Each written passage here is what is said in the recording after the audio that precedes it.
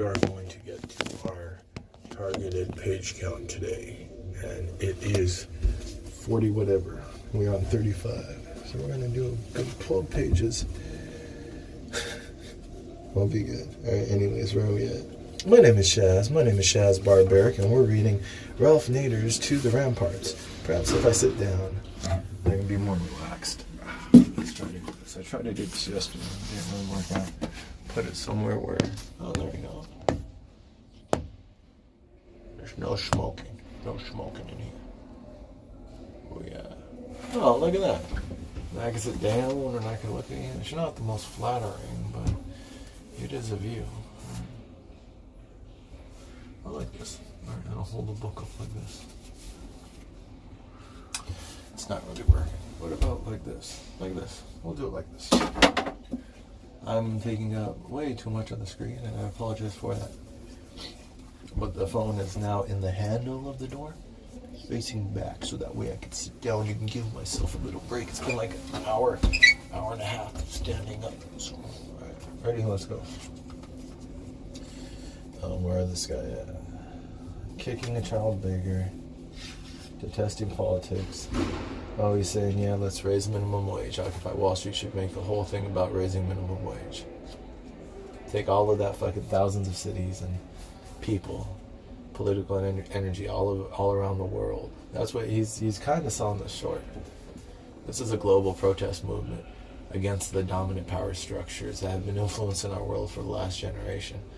This is tied back to the WTO protests in Seattle. And before that, this is tied back to the enclosure of the commons and the formalization of the nation-state system and the capitalist system of industry and forcing labor in order to sell itself. We have to talk about stuff like that. And then he says, no, we should just, all those people in the street, let's get them to fucking... That's where it starts to feel malicious. And he's like, let's take all of that political capital and all that energy, all that historic energy about resources and the relationship and authority between labor and capital, those questions and conversations we're having, let's just increase the minimum wage. It's like, come on, Ralph, is that where, that's your imagination? That's led us to the world that we have right now. It's not inspiring. Come on, Ralph, come on. But none are on the ramparts, like a long train ready to go without fuel. Guess who can supply the fiery energy? The occupiers. You want me to be a fag in your bonfire? You want me to be fuel? You just asked us to be fuel in your fucking little quest to get... The minimum wage is great. I'm just saying that we're fucking... It's like deck chairs on the Titanic. We're going down because of our imperial conquest, ravaging natural resources, changing of the fucking weather patterns of the earth. And you want to turn our whole protest movement into fuels for your little choo-choo minimum wage train. They can galvanize all the groups to pour it on their members of Congress. Imagine gratitude of 30 million workers who are now, and then the way he argues, he's like, 30 million workers now making $10 per hour for their families. Imagine victory in an ocean. It's basically like, what if I was a corporatist?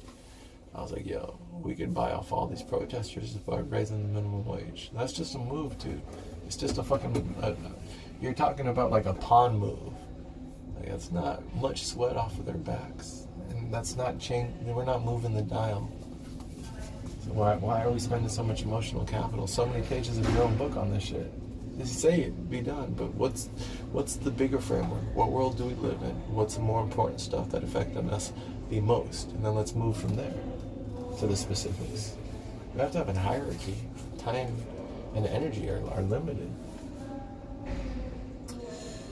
Once the masses really get moving, as you know, they're hard to stop. And then the fucking framing of this between two nefarious fucking finance people high above Wall Street, when most of them are in Midtown anyways. Come on, dude. Bradford, well, why don't they fight for all those tens of billions of dollars that can go into the pockets of those people now earning between $7.25 and $10 per hour? Seems obvious. And it's not going to affect our business. Our golfing buddies make several thousands of dollars an hour, but none of our employees make less than $10, except maybe the janitors in our office. When you talk about that much money being made, like the thousands of dollars an hour, when I was doing real estate commissions, I would divide out the work by the hourly, and it'd get over $100, $200 an hour on the good times. So it's like when you're doing commission, contract type work where you're taking high risk, high rewards, how are we going to limit those guys' rewards? If you're able to gamble the most and take on the risk, a lot of people can't make it. Others, it just gets tricky. And this is a simplification of a tricky issue, which talks about creating. If you believe in market dynamics, you have to kind of respect them. Well, and then also that's why when you have a values discussion, you say, I want to respect market dynamics, which seem to have a life of their own for the benefit of all people involved. When they're regulated, it seems like the most efficient way, markets to distribute goods. But we just have to put boundaries in place so that way they don't become predatory. I think that's so far my idea. No one's really proven to me that markets aren't useful or aren't natural expressions of human behavior. But that's what it is. Talking about values, I could be like, well, I care about natural expressions of human behavior, devolving authority to the minimum while protecting commons. And now I could address problems with those values in mind. Ralph Nader doesn't think like that. He thinks like the Spanish Inquisition, and that there's a right answer. And then we torture our audience until they produce that right answer. Torture us with shitty writing, shitty fucking analogies, and then he just shoehorns his facts back in. But we already made the assumption at the very beginning. Let us never forget that the Democrats are inherently better than the Republicans. And then his only argument for that so far that I gathered was that, well, at least they tolerated the the unions. It's like there's a lot of assumed assumptions in this. It's like dogma. There's assumed beliefs. Then the whole argument is made around to support those assumed beliefs. And so now he's dragged to Occupy Wall Street, actual history that I've lived, into his assumed beliefs and shitty-ass arguments. I'll tell you what, but pardon the reputation. The Occupy people are increasingly bickering amongst themselves in an imploding way while dispiriting themselves with endless democratic assemblies where even majority rule is out. They do not want leaders or real-life agenda that needs the raising of funds. They are tussling with anarchists and hired provocateurs, and they disdain any discipline, much less paying full-time organizers. One might uncharitably say they are not serious about anything described as victory. Even one right in their hands that would bring them great admiration. You almost make me feel sorry for them. They could be our sons or daughters, Reg. They mean well. It's like, okay, so what type of fucking shade is this, Ralph? Come on. I'm an occupier. I was an Occupy Wall Street. You're talking to me now. And you, I think, criticized the movement I was a part of.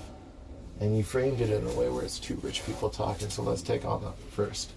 Your framing is ridiculous. It's not believable. It's forced. This isn't how people talk. This isn't how modern business is conducted. This is it. And then, so it's a very loose, sloppy framing just to put your words in their mouths. I do that myself, so I don't fault you for that. I'm just calling you out. That's kind of a cop-out, a bullshit move. So that being said, within the mouths of these fictional people, I assume you're putting what you actually believe is your criticism on us, which is an interesting thing to do, because now I'm going to attack these people, which you patently vilified. These aren't good characters that you put your opinion into. How much of it is their opinion? How much of it is yours? And this also makes me wonder if at heart, do you have this contrast? The fact that you make such shitty little characters, is this what you have in your heart? Or is your internal struggle one between the wealth that you accumulate through your Ralph Nader brand and then the guilt you have for having that wealth and having that lifestyle? Which then now you put out there as these characters, as this type of simplification of the world might be how you also simplify when you look in the mirror and justify and we all have to do it at the end of the day. Have a come to Jesus moment where we look at God or we look at ourselves or whatever we believe in. Either accept that we're living a good life and we think we're a good man, or accept that we're a bad man, or there's no such thing as good and evil, or whatever. But you look at what story you're living and who you are. And then that story, I think, is also what you reflect outwards as your values. So by you showing these simplistic people at the top, very flimsily sketched out, and then inserting into their mouths your opinion, It makes me think what type of conversations are going around in your own head to justify other actions in your life. I know it's not based on reality because I was there. So when you say we don't want leaders or a real life agenda, how do we feed 3,000 people a day? We had a kitchen crew, and in that kitchen crew there was a point person, and the other people responsible.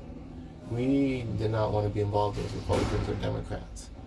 We are very hesitant to be involved in a bullshit process, which is taken over by corporations, which at the beginning of your book you said is a given that we have to, and you didn't provide much support for that. But that's not true. We couldn't have organized what we did without leaders. We have leaders. We try to make it as correct, democratic as possible. I kicked the leader out of a church. There's a church with homeless people living in it. Occupy was paying like the pastor $1 or $3 a night for all of us. I feel this guy was being an instigator. He didn't post proper security. Some guys came in from Jersey. I got all of this after the fact. I wasn't there that night. They came in with beers. They partied. They dumped over a baptismal with some sacred water from Jordan. Just Google that. Occupiers, sacred water, church, probably going to hell. Just Google all that shit. There's a bunch of articles about us. A girl told me, she was like, this place is kind of, I think it's being sabotaged for us, and we're going to be kicked on the street. I showed up, found out who was in charge. I told him, I was like, dude, you didn't put security on the door. Come on, dude. Because, like, I'm a normal dude. I've done some shit. So I'm just like, I'm not intimidated by most people. So I was like, whatever, whether it was a fuck up or not, you got to go, man. We need new leadership here. We need, like, you guys are on very thin ice. We need people who are going to actually secure the premises. That's basic number one. If you're in charge of the leadership of something like that church, make sure you post guards at night. Make sure people are coming in and out. We know who they are. That's rule number one of anything. Keep the fucking, monitor the shit. We're being entrusted with this church. We should be more secure than a hotel or a fucking, because it's like, we were sleeping on the pews and stuff. It was a historic church. Anyways, that was a leader. A leader I thought wasn't living up to the standards of the people who entrusted him to fucking be the liaison between the church and the people. We had a meeting that night. I laid out my case. Look, this happened on his watch. Whether he's a good guy or a bad guy, we need new leadership in here. Someone who's going to actually make sure we have security. I didn't even propose I wanted to do it because I'm not really big on getting positions of power. Just all my life, when I look back in my life, I'd rather just chill and watch. But when something needs to be done, so that needed to be done. So Ralph, we had leaders. We had all the dynamics that go into that. How many times did you come to our General Assembly and practice? We just wanted the people in the protest to always retain the power to then invest our power into authorities. I started Occupy Farms, but I had to go to the General Assembly and say, this is who we are. I went there with a group of like 10, 15 people. I said, we need $3,500 to fund our initial meetings and our car trips, and we laid it all out. We laid out our values, and they voted us in.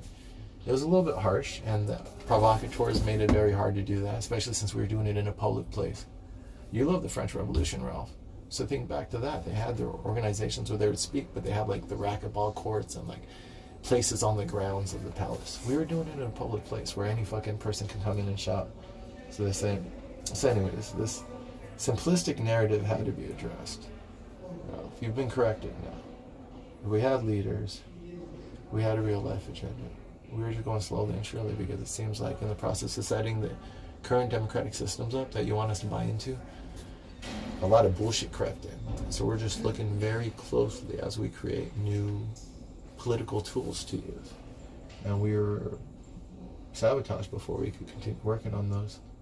I know personally because I tried to get them to audit the book so we could start becoming like a non-profit. The culture was captured. And now I don't know who owns those brands or those websites or this and that. But I think Black Lives Matter suffered the same fate. It was probably more corporate to begin with. Me Too, too. Me Too is a corporation, too.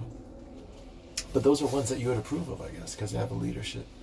And they have the ability to buy into these shitty little fucking movements that you envision. The height of your imagination is raising minimum wage, which it should happen and it will happen, but you want to conform the world to the priorities of Ralph Nader. I don't think that's genuine let's have a conversation. Let's have a real, honest, open, democratic conversation about what we should prioritize. That's speaking about values, and that's why I can't be wrong, because I don't have anything to offer other than a request for a conversation with other people who also feel disenfranchised, so we could all figure out what the fuck's going on. An audit. All I offer is an audit, but a cultural audit as well as an audit of our democratic systems. That's enough about that. Lawless. Let them mean well. I'll give them that any day, so long as they don't mean much more of anything else. How about another whiskey sour, Stet, before we go to those credit default swaps in Greece? Cheers, Reg. Cheers. So I'm supposed to believe that you understand the complications of... I don't know. Did you watch The Big Short, Ralph?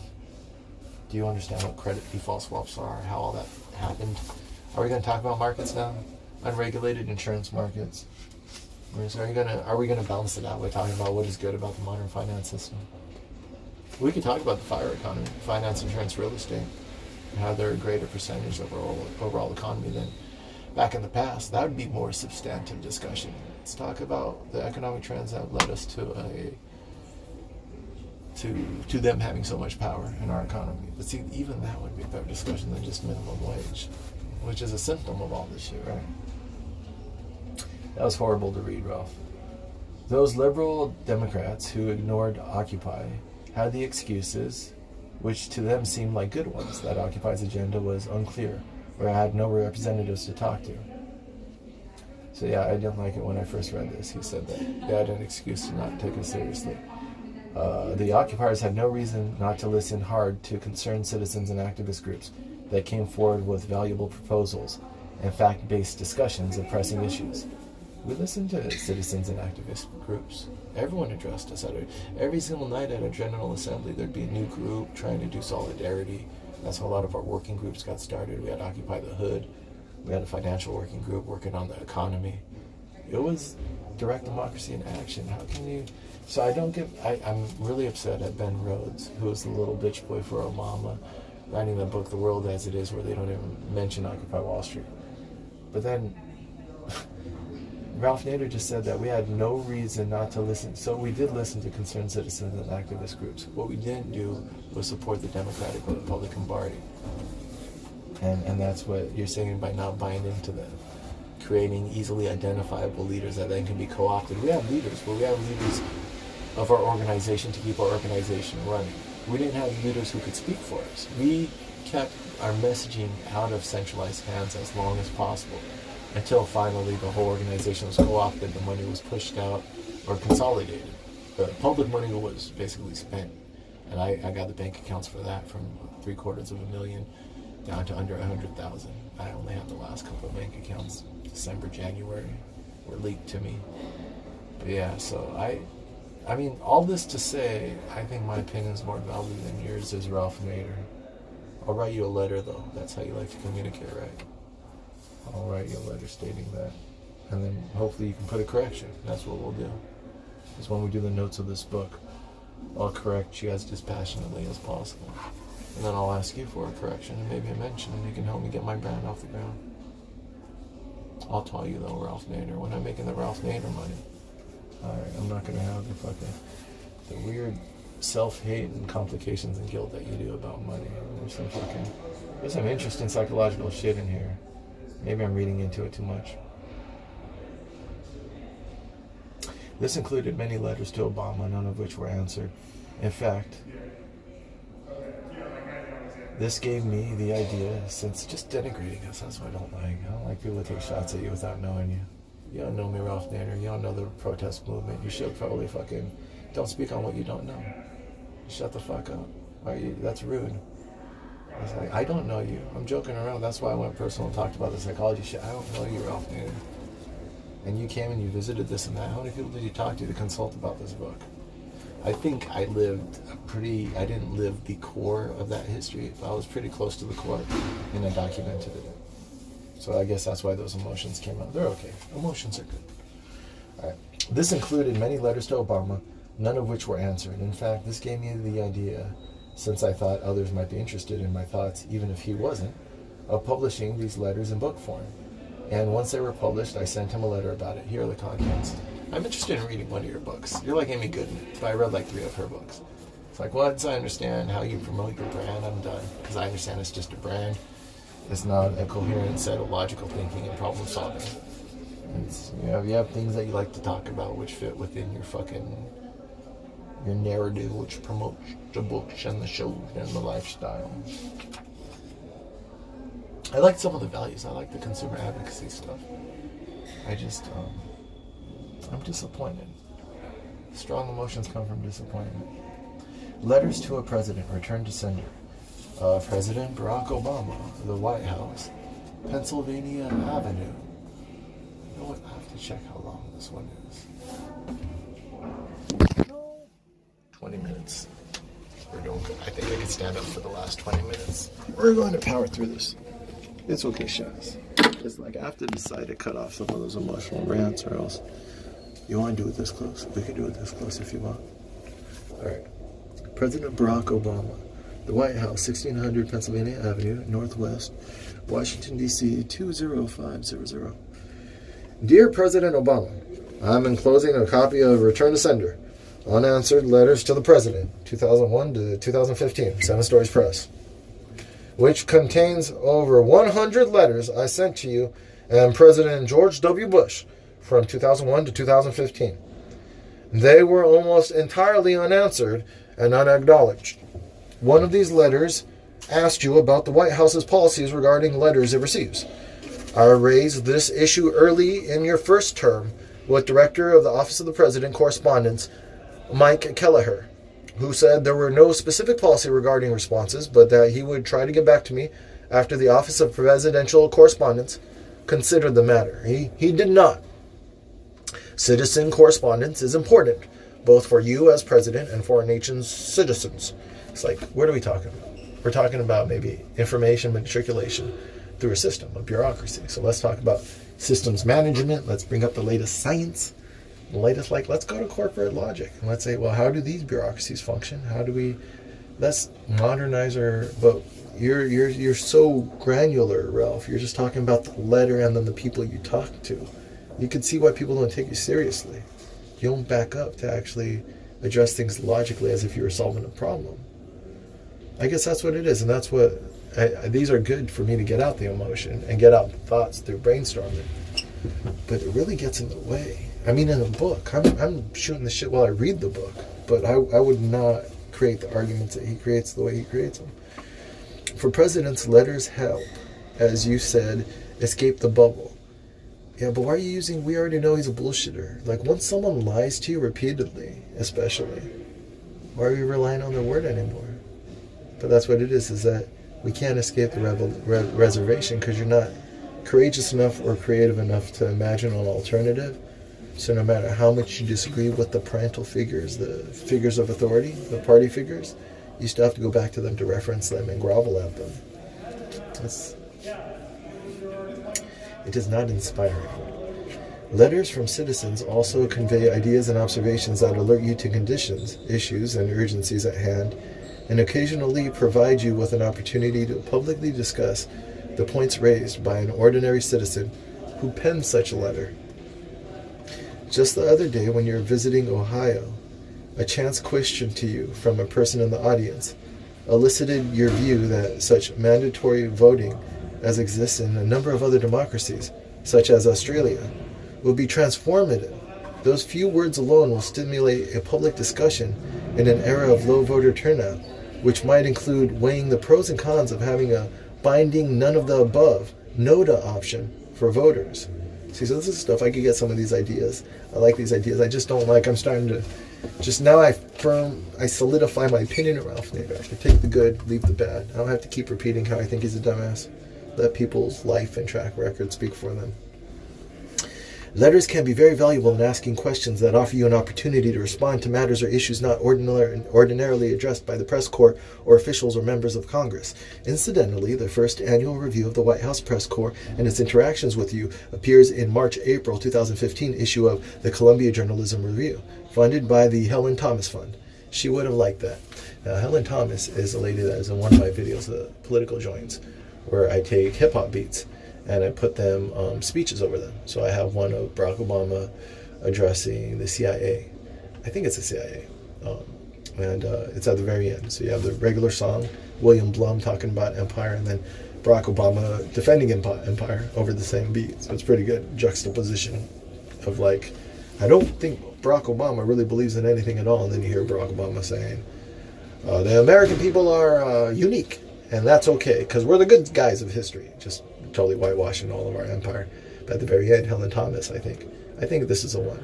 She says, but you don't speak about the motivations. What are the motivations? Why do they want to do us harm? And you hear his Barack Obama's press secretary saying, "Oh well, it's a complicated issue, and they just Al Qaeda has the agenda of destruction, and they've taken Islam, they perverted the tenets of Islam." And then Helen Thomas is like, "So you're saying it's Islam?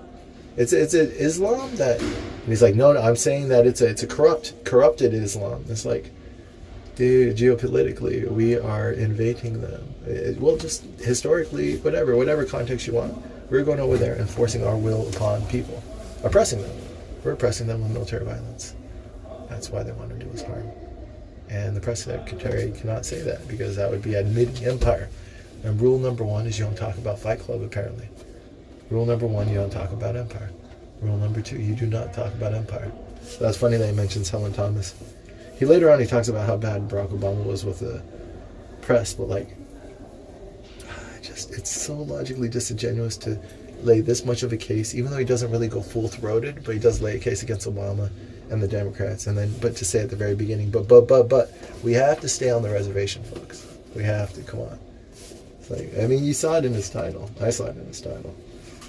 He's just a confused old man. That's all we're allowed to. All we're allowed to have as leaders are confused old men. The occasional confused old woman. There are many other potential benefits of sending letters to the president. For example, during Secretary of Energy Steve Chu's entire 4th-year term, many of the major anti-nuclear power groups could not obtain a meeting with him. Although he had met numerous times with representatives from the nuclear industry, he would not respond to our letters and calls, so he could listen and respond to the empirical positions and recommendations of experienced groups whose overall views he did not share. So this is why I like. It's like, if I take all of Ralph Nader's points and put him down, that's a pretty solid platform, because we share a lot of the same values. Maybe he's just been captured from a life of doing this political activism grind that he actually thinks he's effective. Maybe he is effective, and I'm not giving credit to the work that he does. I just intuitively feel like this isn't going to save the world. We need more. So we're going to take the good and leave the bad. So we'll look into that. I understand that you and your staff send courtesy responses to every invitation, to event invitations around the country, and you respond to letters about highly visible issues, such as the auto industry bailout, with form letters. Of course, you also respond to political allies and influence supporters in some fashion, but that still leaves out many letters reflecting the knowledge and positions of many engaged Americans who should neither be stonewalled nor overlooked. Here's what I recommend. If there's like an idea like a 311 for government, why not? Bloomberg did it to great effect in New York.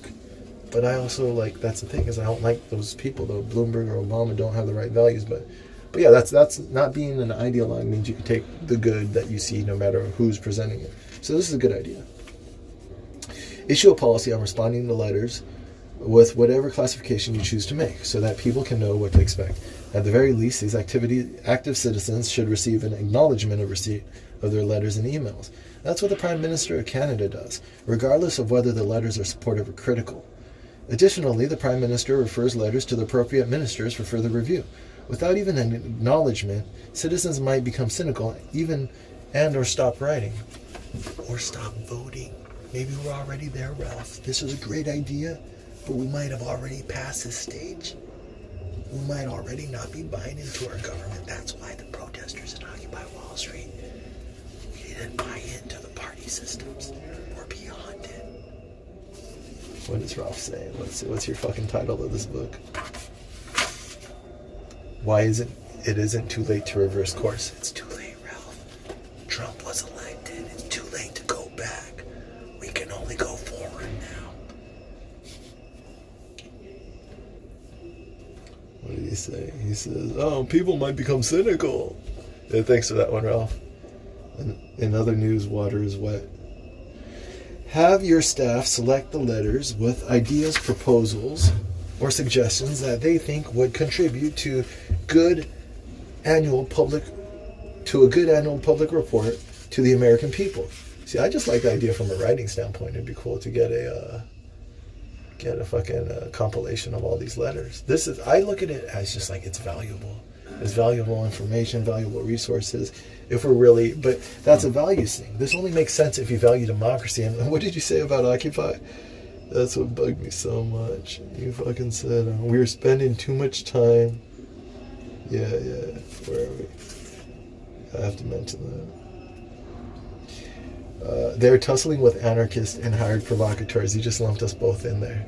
There were hired provocateurs there, and there were anarchists there. The anarchist librarians, the ones who set up the library, the ones that I lived with, who I was passing out literature with, they're the most intellectually mature and also the most socially interactive in a mature way. Where anarchists take as the first assumption your autonomy. And character is the ability to love. Anarchists know the most about love in the political field because they exhibit the most character. They respect autonomy. They believe that if their idea is the best idea, then it's going to win out in a conversation of ideas. So they promote, that's why the librarians are mostly anarchists. They promote the distribution of ideas, feeling that the idea of anarchy best represents itself. I didn't meet any other political groups or organizations who are that honest. That's also why I like Zen Buddhism. I like anti-authoritarian traditions because it allows everyone to be on the equal playing field and for the idea to speak for itself. The values. So when you say you throw us in with the anarchists, you're maybe talking about the black bloc, the fucking Antifa, the people who like to be violent. Like anarchism has a meaning and an intellectual tradition beyond the probably cures who hide within its ranks, or the anarchists who feel like they have to do something to defend themselves. That's not what anarchism is. Anarchism is an intellectual tradition with a well-documented history. Came out about the same time as communism and socialism with the same impulses. The interaction between labor and capital, out of the enclosure of the commons and the transference to the modern industrial economy, from the agrarian economy, from feudalism, which was the remnants of imperialism. You see, it's not that complicated. All this shit is very slow moving. It's just, it happened over hundreds of years, and now we're just ignoring a lot of history and we're confusing a lot of people with cherry-picked information. But it's like geology, very slow moving history with very logical spaces when ideas came out and then they flourished, and now we're in a whole century of deception with artificial cultures being created to distract people. But they don't withstand scrutiny. Your arguments don't withstand scrutiny. That's why I wanted to go back, just because I remembered you said anarchists and hired provocateurs. Ralph. This is good if I address you directly, Ralph. I think we should do that from now on and address the author directly. It might take out some of my frustration, but also limit how much I need to be frustrated, because it's a better catharsis. We disdained any discipline, much less paying full-time organizers. No, people wanted to get the Occupy money.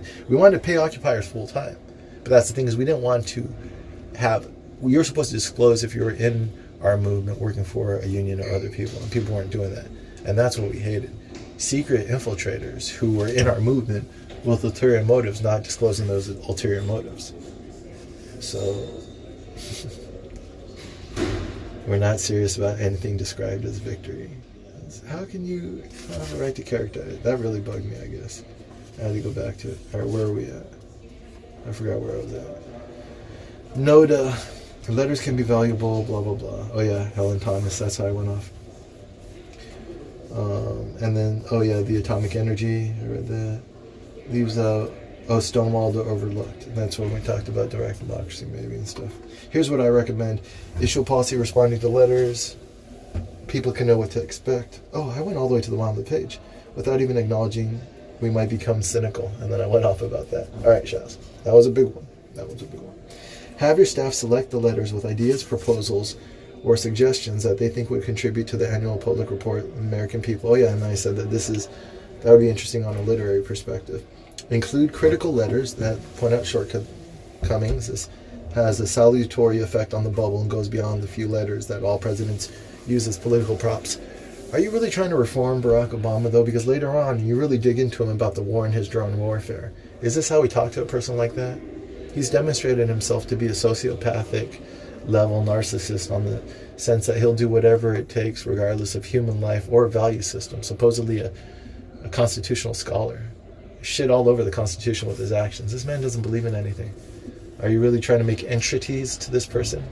This is a pure power person. You have to deal with them in those terms. You have to deal with people in the terms with the value systems that they believe. You're being naive right now, Ralph. I'll conclude with an invitation, which you may wish to consider again, that appears in my previous mentioned book. It feels like Ralph would rather die nobly than to affect change. He's picking a hill to fucking die on. On May 4th, why ask people stuff that they're not going to comply with? On May 4th, 2012, I sent you a letter urging you to address a proposed gathering of 1,000 leaders from nonprofit civic community at a hotel ballroom near the White House, at your scheduled convenience. These leaders had diverse groups supporting justice for consumers, workers, small taxpayers, the poor, and other environmental, health, housing, transportation, and energy causes. These organizations represent many millions of Americans across the country who support them with donations and volunteer time. There was no reply when I sent the letter to First Lady Michelle Obama's East Wing. Her staff at least responded, writing that you had no time. Well, what about any time this year? Jimmy Carter addressed such a group of civic leaders after his election in 1976. The event was very successful and helped give greater visibility to this very important civic sector in our society. I found your White House's response to the invitation disingenuous, in as much as you travel across the country and the world directly promoting by name for-profit U.S. companies and jobs these companies create. In India, it was for Boeing aircraft and Harley-Davidson motorcycles. Well, the nonprofit sector employs millions of Americans, and its growth services are good for society, so are they not? I hope you and the family will enjoy perusing this book and possibly gaining some insights and ideas that will enhance your service to our country, its people, and its interactions with the rest of the world. This volume could have been called a bubble buster, except we could only wonder whether these letters were ever given access through that self-described encasement. Sincerely yours, Ralph Nader. Alright, this is going to expire, plus I only have 5 more percentage on my phone. And and the screen dimmed, that's why it's so dark. It's going to expire in about 30 seconds. We've got some loud people outside anyways. This is a good time to end it. I didn't get to my 50, but I got to 40. It's okay. I'm always more ambitious than the constraints allow. We'll plan for that. So, yeah, Ralph Nader, and the funny way in which he gets his point out. He's confused. When it comes down to it, the most subtle way I could disagree with this man is just by acknowledging that there's a lot of confusion in his head, trying to sort it out, take out the values and the principles, and leave him with his confusion.